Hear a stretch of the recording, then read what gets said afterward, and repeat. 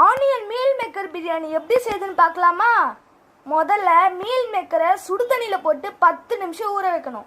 இதுக்கு தேவையான பொருட்கள்: வெங்காயம், தக்காளி, பச்சை மிளகாய், இஞ்சி பூண்டு விழுது, தயிர், புதினா, கொத்தமல்லி, மீல் மேக்கர், பட்டாணி, கரம் மசாலா, பட்டை, லவங்கம், ஏலக்காய், ஜாதிபத்திரி, சோம்பு, நட்சத்திரம். முதல்ல நெய்யும் எண்ணெயும் ஊத்திக்கணும். கரம் மசாலாலாம் போடணும்.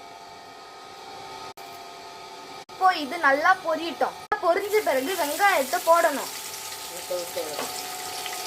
நல்லா செவுக்க வறுக்கணும். அரிசி ஒரு 10 நிமிஷம் ஊற வச்சு எடுத்து வச்சுக்கணும். உப்பு போட்டு வதக்குனா கொஞ்சம் சீக்கிரமா வதங்கிடும். இஞ்சி பூண்டு விழுது போடணும். பச்சை மிளகாவும் போடணும். அதுக்கு அடுத்து லாஸ்டா தக்காளி போடணும். இப்போ அதை நல்லா வதக்கணும்.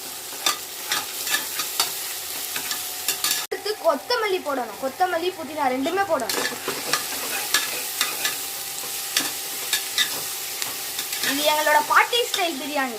ரொம்ப சூப்பரா இருக்கும். அதே மாதிரி பக்கத்துல லைக் அண்ட் சப்ஸ்கிரைப்னு ஒரு பட்டன் ஒன்று இருக்கு. அது நீங்க தட்டி விட்டீங்கன்னா பாக்குற நீங்களும் ஹாப்பியா இருப்பீங்க, நானும் ஹாப்பியா இருப்பேன். அதையும் நல்லா வதக்கணும். மீல் மேக்கர் ஃபுல் ஃப்ளேம்ல வச்சு வதக்கணும். மிளகாய் பொடி காரத்துக்கு ஏற்ற மாதிரி நீங்க சேர்த்துக்கலாம். அதுக்கடுத்து மஞ்சள் பொடி 1 ஸ்பூன் மட்டும் தான் சேர்க்கலாம். பிரியாணி மசாலா 1 ஸ்பூன். கொஞ்சம் ஃப்ளேமை கம்மியா வச்சு வதக்கணும். ஏற்கனவே வெங்காயத்தை வதக்கும் போது உப்பு போட்டிருக்கிறதால இப்போ கொஞ்சம் கம்மியா பார்த்து போட்டுக்கோங்க. இப்படி வதங்கின பிறகு தயிர் ஊத்திக்கணும்.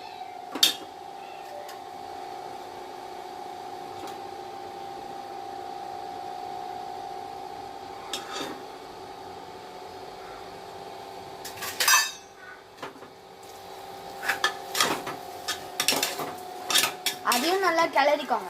1 கப் அரிசிக்கு 2 கப் தண்ணி ஊத்திக்கோங்க. 2 கப் அரிசிக்குனா 4 கப் தண்ணி ஊத்திக்கோங்க. நம்ம வதக்கி வச்சிருக்கிறதுல 1 டம்ளர் தண்ணி ஊத்தணும்.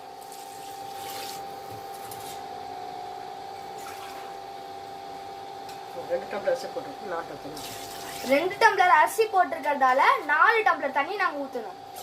1 கப் அரிசி போட்டிருந்தீங்கன்னா நீங்க 2 கப் தண்ணி மட்டும் ஊத்தினா போதும். பாட்டி வீட்டு ஸ்டைல் பிரியாணி ரெடி.